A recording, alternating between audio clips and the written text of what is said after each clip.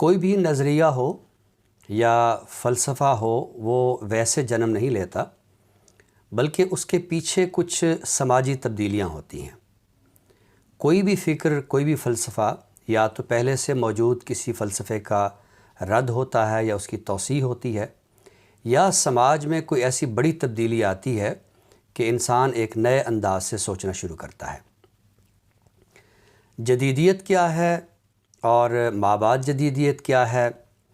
یہ خیالات ہم اس لیے بھی شاید نہیں سمجھ پاتے یا ہماری سمجھ میں ذرا مشکل سے آتے ہیں یہ نظریات، کہ ہم ان سماجی تبدیلیوں سے دوچار نہیں ہوئے کہ جو سماجی تبدیلیاں ان معاشروں میں آئیں کہ جہاں ان فلسفوں نے جنم لیا۔ یعنی جدیدیت کا تعلق اس صنعتی معاشرے سے ہے کہ جہاں یورپ جو ہے اس نے ایک ذہنی آزادی حاصل کی اور وہاں کے افراد نے ایک نئے انداز سے سوچنا شروع کیا۔ چونکہ ہمارے ہاں جو سائنس ہے یا ٹیکنالوجی ہے یا صنعت ہے، اس کا تعارف اس طرح نہیں ہوا جیسے کہ یورپ میں ہوا ہے۔ یعنی ہمارے ہاں ملیں تو لگ گئی ہیں، کارخانے بھی لگ گئے ہیں، مشینری بھی آ گئی ہے، لیکن ہم ایک کنزیومر نیشن ہیں، ہم انوینٹر نیشن نہیں ہیں، یعنی ہم ایجاد کنندہ نہیں ہیں۔ جو قومیں ایجاد کنندہ ہوتی ہیں تو انہیں اندازہ ہوتا ہے کہ یہ جو مشین ہے یا یہ جو صنعت ہے یہ ہماری زندگیوں میں کیا تبدیلی لے کر آئی ہے۔ یعنی ہماری مثال اس مزدور کی سی ہے کہ جو فیکٹری میں کام تو کرنے جاتا ہے لیکن اس کی زندگی کم و بیش ویسی ہی ہے کہ جیسے ایک کسان کی ہے یا ایک عام فرد کی ہے۔ وہ صنعت سے اس طرح استفادہ نہیں کر رہا کہ جیسے کہ میں نے عرض کیا کہ ایک ایجاد کنندہ قوم کے افراد جو ہے وہ کرتے ہیں۔ تو جدیدیت ہو یا مابعد جدیدیت ہو، یہ نظریے ہماری سمجھ سے اس لیے بھی بالا تر ہیں کہ ایک تو ہم مشرقی معاشرہ ہیں اور ہمارے اندر ابھی تک بہت ساری قدروں سے اور پرانی روایات سے ایک رومانس موجود ہے، تو اس وجہ سے ہم شاید ان تھیوریز کو، ان نظریات کو پوری طرح سمجھ نہیں پاتے۔ بہرحال یہ ایک الگ موضوع ہے، اس پر پھر کسی وقت بات ہو سکتی ہے، لیکن اس وقت جو سمجھانا مقصود ہے وہ یہ ہے کہ مابعد جدیدیت کیا ہے اور اس کا جدیدیت سے کیا تعلق ہے، کیا یہ جدیدیت کی ضد ہے یا یہ جدیدیت کی توسیع ہے۔ مابعد جدیدیت کا نظریہ، پہلی تو بات یہ ہے کہ یہ تعین کرنا ہوگا کہ کیا یہ کوئی الگ نظریہ ہے اور یہ نظریہ ہے بھی یا نہیں ہے، کیونکہ مابعد جدیدیت میں جتنی وسعت ہے تو ایسے محسوس ہوتا ہے کہ یہ کوئی ایک نظریہ نہیں ہے بلکہ بہت سارے نظریات کا مجموعہ ہے اور اس کے پیچھے ایک مخصوص نوعیت کا ذہنی رویہ ہے، اور وہی ذہنی رویہ جو ہے وہ مابعد جدیدیت کہلاتا ہے۔ یہ ذہنی رویہ کیا ہے؟ یہ ذہنی رویہ تخلیقی آزادی ہے، ذہنی آزادی ہے، اور مکمل یوں سمجھیے کہ ایک شکست و ریخت ہے۔ یہ مکمل شکست و ریخت کے لفظ سے شاید آپ گھبرائے ہوں گے کہ یہ کوئی انتشار کا نظریہ ہے، تو ایسا نہیں ہے، بلکہ مابعد جدیدیت کی تھیوری آپ کو ایک بہت زیادہ ذہنی آزادی دیتی ہے۔ اتنی ذہنی آزادی کہ یہاں اگر میں آفتاب اقبال شمیم کا شعر پڑھوں کہ یہ لامحدود آزادی مگر میرے مقدر میں نہیں ہے، یہ لامحدود آزادی مگر میرے مقدر میں نہیں ہے کہ میں دیوار میں دیوار جتنا در بنانا چاہتا ہوں۔ اب ظاہر ہے کہ دیوار جتنا در بنائیں گے تو پھر تو دیوار کلی طور پر منہدم ہو جائے گی۔ تو مابعد جدیدیت کی تھیوری آپ کو ایک تخلیقی آزادی دیتی ہے۔ مابعد جدیدیت کا نظریہ آپ کو یہ بتاتا ہے کہ کوئی سچائی کلی طور پر سچائی نہیں ہے، بلکہ آپ ایک سچائی کے بعد آپ کے سامنے ایک دوسری سچائی آئے گی، پھر ایک اور سچائی آئے گی، اور سچائی کا یہ ایک تسلسل ہے۔ مابعد جدیدیت کی تھیوری کسی بھی نوعیت کی جو اتھارٹی ہے یا کسی بھی نوعیت کی جو منوپلی ہے اس کو تسلیم نہیں کرتی۔ کسی بھی نظریے کی جو ایک منوپلی ہے، بلکہ آپ یہ دیکھیں کہ مابعد جدیدیت جب ہم یہ لفظ بولتے ہیں تو اس عنوان کے اندر ہی آپ دیکھیے کہ کوئی ایسا عنوان نمایاں نہیں ہے، یعنی جدیدیت کے بعد یا جدیدیت کا رد. تو یہ بذات خود کیا ہے؟ یعنی مابعد جدیدیت اتنی ذہنی آزادی دیتی ہے کہ اس نے اپنے افکار کے لیے بھی کوئی ایسا عنوان سامنے نہیں رکھا. یعنی یہ نظریہ کسی ایک عنوان کی منوپلی بھی پسند نہیں کرتا. اب ہم نے یہ دیکھنا ہے کہ مابعد جدیدیت کا جو ذہنی رویہ ہے وہ کیا ہے، اور اس ذہنی رویے کی روشنی میں کس نوعیت کے خیالات جو ہے وہ سماج میں پھیلے ہیں. اس سے پہلے کہ ہم مابعد جدیدیت سے متعلق جو ذہنی رویے ہیں ان کا مطالعہ کریں، یہ بتانا ضروری ہے کہ یہ اصطلاح سب سے پہلے 1870 میں ایک مصور نے استعمال کی، جان ویٹکنس چیپمین. اچھا، یورپ میں جو بہت سارے تنقیدی نظریات ہیں یا ادبی خیالات ہیں، ان کے پیچھے مصوری ہے یا ان کے پیچھے تعمیرات کا فن ہے. اب جیسے میں نے پہلے عرض کیا کہ جو سماجی تبدیلیاں ہیں انہی کی روشنی میں ہی بہت سارے افکار جنم لیتے ہیں، اور ہمارے ہاں وہ سماجی تبدیلیاں آئی نہیں ہیں، تو ہم ان نظریات کو صرف پڑھ سکتے ہیں، ان نظریات کو نظریے کی حد تک ہم سمجھ سکتے ہیں، لیکن جو سماجی تبدیلی کے ذریعے کسی نظریے کو اپنے روح میں اتارنے والا رویہ ہے وہ ہمارے ہاں جنم نہیں لیتا. بابائے مابعد جدیدیت بھی ایک ماہر تعمیرات ہیں اور ان کا نام ہے چارلس مور. چارلس مور نے تعمیرات کے فن میں ایک انقلابی نوعیت کا نظریہ دیا، اور وہ طرز تعمیر ہی ایسا تھا کہ جس میں جو موجود طرز تعمیر تھا اس میں ایک مکمل اور انقلابی نوعیت کی تبدیلی تھی. تو بہرحال ہمارا جو ایک موضوع ہے کہ مابعد جدیدیت کے ہم نے ذہنی رویے کو سمجھنا ہے، تو مابعد جدیدیت کا ذہنی رویہ کسی ایک تھیوری میں یا کسی ایک نظریے میں موجود نہیں ہے، بلکہ اس وقت ہم لسانیات میں، تنقید میں، سماج میں جو بھی تبدیلیاں دیکھ رہے ہیں، اور یہ ساری کی ساری وہ تبدیلیاں ہیں جو رد تشکیلی نظریات سے تعلق رکھتی ہیں. یعنی یہ سارے کے سارے جو ہے وہ ڈی کنسٹرکٹیو تھیوریز سے ہیں جو موجود کنسٹرکشن کو توڑتی ہیں. مابعد جدیدیت کے ذہنی رویوں میں ہم دیکھتے ہیں کہ ایک پہلو وہ ہے جو لسانیات اور تنقید سے تعلق رکھتا ہے. یہ وہی نظریہ ہے کہ جس کو ہم رد ساختیات کہتے ہیں یا ڈی کنسٹرکشن کہتے ہیں. ساختیات میں جس طرح کے زبان کے ایک عمل کو سمجھنے کی کوشش کی گئی، اور ایک نظام بتایا گیا کہ کس طرح لفظ اور معنی کے مابین ربط ہوتا ہے،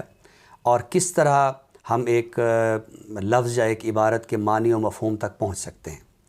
تو ڈی کنسٹرکشن کی تھیوری میں اس سارے نظام کو رد کر دیا گیا، اور یہ کہا گیا کہ کوئی بھی متن ہوتا ہے تو معنی و مفہوم متن سے زیادہ قاری کے دماغ میں ہوتا ہے، اور متن کے اندر مفہوم یا معنی جو ہے وہ موجود ہی نہیں ہوتا. ہر لمحے متن جو ہے وہ ایک نئے سے نیا معنی دیتا ہے. ایک متن کو ایک مکان میں رکھیں تو اس کا اور معنی ہے، دوسرے خطے میں رکھیں تو اس کا اور معنی ہے. قاری کا ذہن ایک لمحے میں متن سے ایک اور مفہوم اخذ کر سکتا ہے، اور کسی دوسرے لمحے میں وہ متن سے ایک اور مفہوم جو ہے وہ اخذ کر سکتا ہے. بالکل ہی ایسے جیسے وہ سودا کا ایک شعر ہے کہ سودا جو تیرا حال ہے اتنا تو نہیں وہ، کیا جانیے تو نے اسے کس آن میں دیکھا. گویا متن کے اندر جو مفہوم ہے وہ کسی ایک آن یا کسی ایک مومنٹ کا بھی محتاج ہوتا ہے. ایک مومنٹ میں، ایک آن میں متن ایک اور معنی دے گا، دوسرے کسی لمحے میں وہ متن جو ہے وہ کوئی اور معنی دے گا. اور رد ساختیات کی تھیوری یہ کہتی ہے کہ معنی متن سے زیادہ قاری کے دماغ میں ہوتا ہے.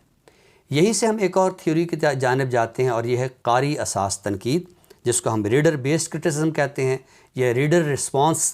کرٹیسزم کہتے ہیں. یعنی کہ کوئی متن ہے تو اس کو قاری نے پڑھا ہے، تو قاری کو یہ اختیار ہے کہ وہ اس سے جو چاہے معنی و مفہوم اخذ کر لے.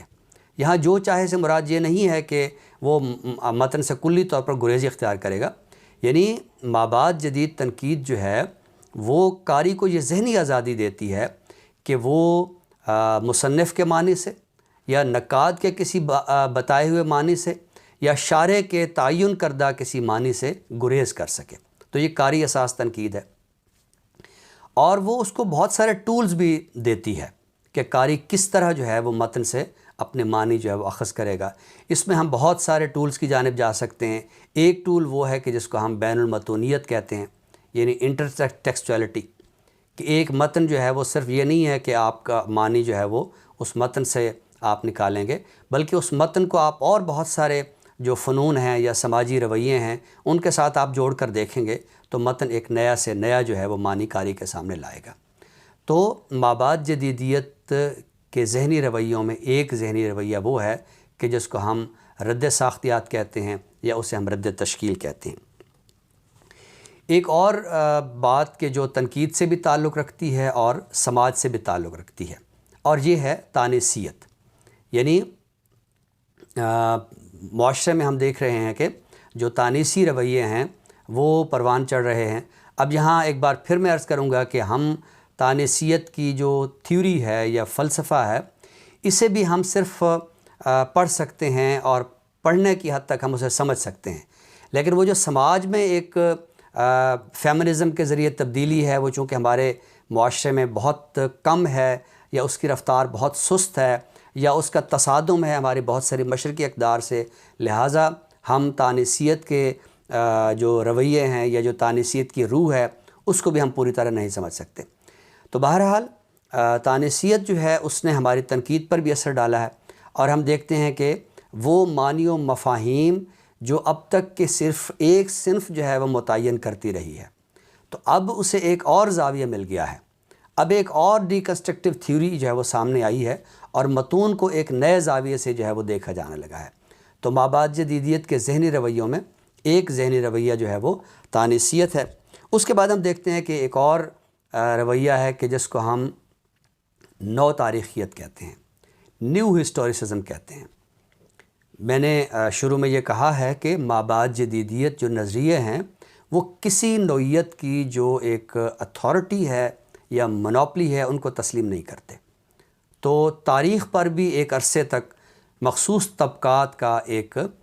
یوں سمجھے کہ ان کی ایک اجارہ داری رہی۔ تو مابعد جدیدیت جو ہے یہ نو تاریخیت کے ذہنی رویے کے ذریعے